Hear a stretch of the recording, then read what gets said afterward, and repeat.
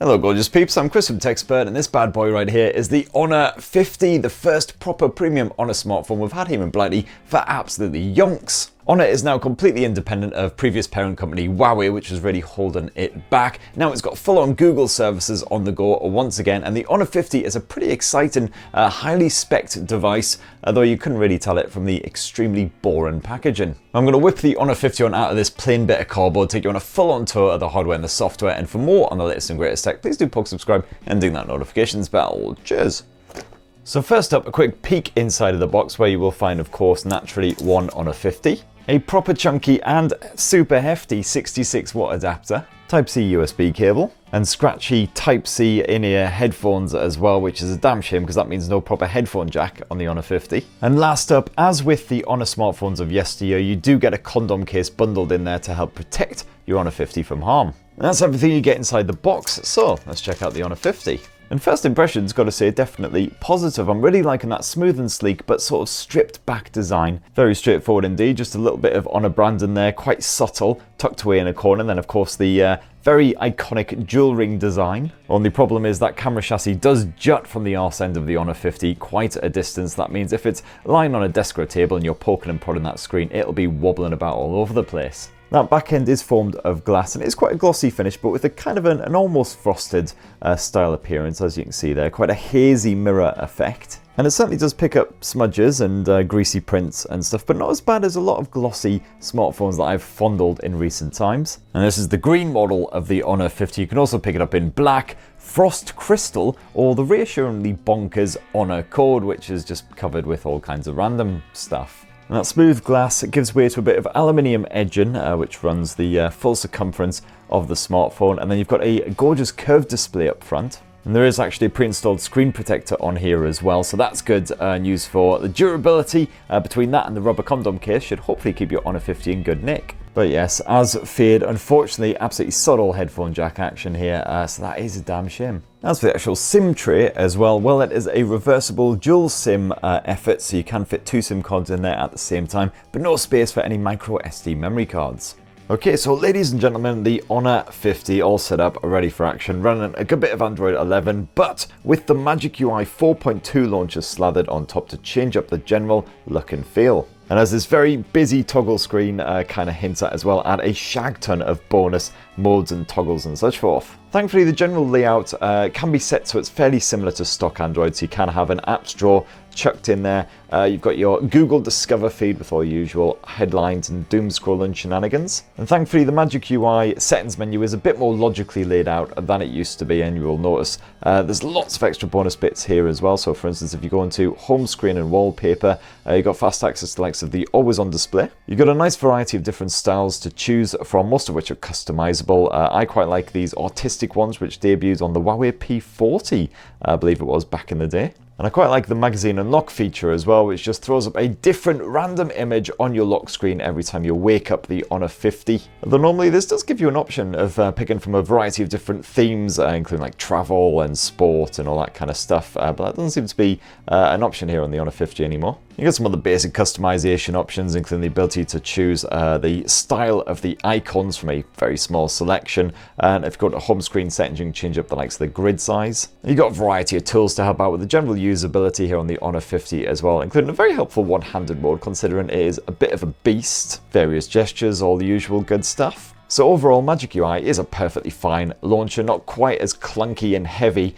as it used to feel. But of course, the really good news with the Honor 50 is that now that Honor has split with Huawei, it no longer has any restrictions on the Google services. You've got all those lovely Google apps pre-installed, like say YouTube, Gmail, Chrome, and full access to that Play Store. And for downloading all of those lovely apps, you've got a choice of either 128 or 256 gigs of storage. Now I do rather like the Honor 50's 6.57-inch OLED display. This is a super curved screen. It feels like it almost slopes around the entire edge of the device. Thankfully, despite that, I haven't had any issues with screen responsiveness when I've been clutching the phone rather tight, and my palm flesh has definitely been intruded on that display. You've got a Full HD plus 2340 by 1080 pixel resolution, quite a cinematic aspect ratio, so well suited for kicking back with some Netflix or whatever. I say that, you can't actually get Netflix or Disney Plus on on this Morpho just yet. Hopefully that support will be coming soon, but for right now it's just other services like Prime Video or YouTube, etc. The visuals are certainly detailed enough when you're just editing some pics or enjoying a bit of movie action. The contrast is absolutely fine, not particularly stellar, but not bad either. I could just about make out murky affair like Batman when I was watching it in a brightly lit room. Can't say it's the poppiest or punchiest of OLED panels that I've played with recently, even on the default vivid settings, but absolutely fine. If you're kicking back with an animation or something, still looks quite bright and fun. And as usual, you've got a bugger load of different settings to play around with here in the display menu, so you can tinker with the color temperatures I just accidentally did there. Just get that back to where it was. You got the likes of the eye comfort mode, which can filter blue light in the evenings, just make things a bit easier on your peepers. The ebook mode, which basically just turns things monochrome for easy on the eye reading. Of course, the usual dark theming as well, which you can schedule. And the Honor 50's display can scale dynamically between 60 and 120 Hz, depending on what content you are consuming. Otherwise, you can just bung it on 120 Hz full time if you want to. As for your audio, well, it is just a mono speaker output, sadly, here on the Honor 50. There's no stereo speaker setup, but let's see what we're working with here.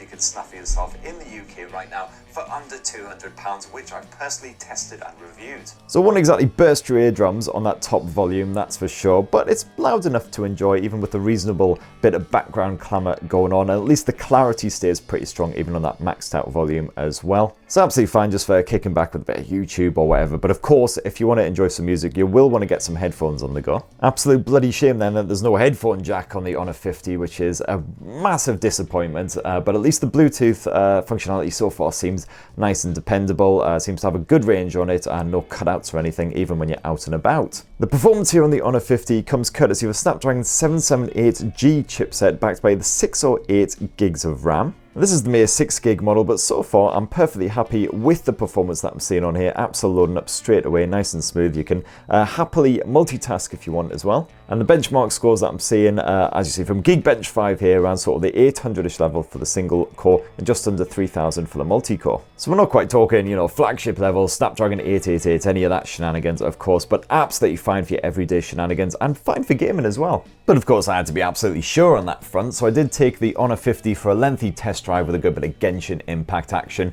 It was set to low graphics settings by default, but I bumped that back up to medium and set it to 60 frames per second, which I figured the 778G should handle no worries, and sure enough, no issues, no impact to that frame rate whatsoever. Nice smooth performance throughout, even when things got quite hairy with lots of enemies on screen trying to batter the living crap out of me. Yeah, the Honor 50 just handled it absolutely fine. Screen is certainly spacious enough to see what's going on. Just got that dinky little selfie orifice and that barely intruded on the action at all. 300 Hz touch sampling rate as well, so nice and responsive. And even after around sort of 40-45 minutes of playtime, I found the back of the Honor 50 was only starting to get a little bit warm, nothing troublesome whatsoever, and I certainly noticed no degradation in the performance. And naturally, as this is an Honor smartphone, you do of course have those GPU Turbo Smarts running away in the background, GPU Turbo X to be precise, and this just allows supported games to run at a nice steady stable frame rate without putting extra stress on the battery. It's actually proven quite tough these days to find a full list of supported games, but the likes of PubG, Vainglory, all that stuff should still be supported. And because you've got that Snapdragon 778G chipset packed in here, that means that the Honor 50 does of course have full 5G support as well. I believe it's just sub 6 here in the UK. Now, it's not the biggest capacity battery in the world here on the Honor 50, 4,300 milliamps, but the fact that you've got that energy efficient Snapdragon 778G chipset means that you will be able to get a full day of play out of this, no problem, as long as you're not leaning too heavy on it. And Honor's dual loop charging tech means that with a compatible adapter, you'll get up to 66 watts wired charging on the Honor 50, so it'll be filled back up to 100% from completely dead in an absolute jiffy. But annoyingly, there is no wireless charging support. Now let's have another squint at the back end of the Honor 50 and that very distinctive dual ring design, which sports 4 cameras in total. Now that primary camera sensor is a 108 megapixel effort, but of course you've got the usual pixel binning shenanigans. You won't get 108 megapixel images by default. Just use those extra megapixels to give you bright balanced shots, but if you want to, you can jump into the more section of the camera UI, go to high res, and that'll give you a full-on 108 megapixel snap. And as there's no telephoto zoom lens here on the Honor 50, that will at least give you the option of then cropping in without losing much in the way of detail. Personally though, I just leave the Honor 50 on the auto mode, where you get a nice natural natural looking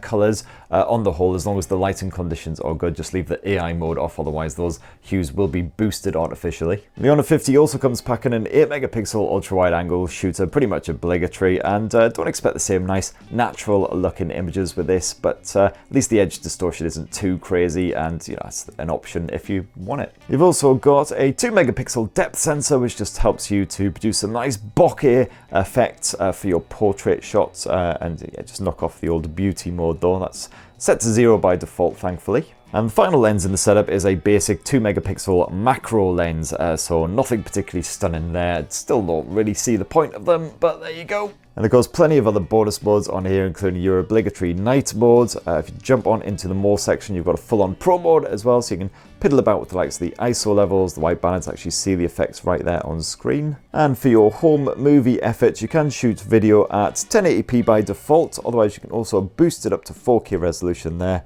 And you can also shoot 1080p at a cinematic 21:9 aspect ratio. And again, at that 4K resolution, perfectly happy with the home movies I was shooting. That gets a little bit grainy in more ambient conditions, but audio pickup seems fine and the stabilization's decent too. And then last up, there is a 32 megapixel selfie shooter here on the Honor 50, so plenty of detail packed in there. Make sure you've had your beauty kit, as I obviously haven't. And yeah, of course, you've got the obligatory beauty mode shenanigans if you want to boost that all the way up and make yourself look like some kind of freaky mannequin. And again, it seems like a perfectly fine snapper for your everyday shareable shots online, if that's your bag. And that right there in a nutshell is the Honor 50 smartphone. As I say, it's launching in the UK this week as this video goes live. Not sure of the actual UK pricing, unfortunately, because I shot this video ahead of that launch, but hopefully should prove competitive. So this seems like a strong all-round device. If you're not bothered about having absolute flagship quality specs and features, but you know, want something that's gonna last you for the foreseeable and, you know, be fine for a good bit of gaming,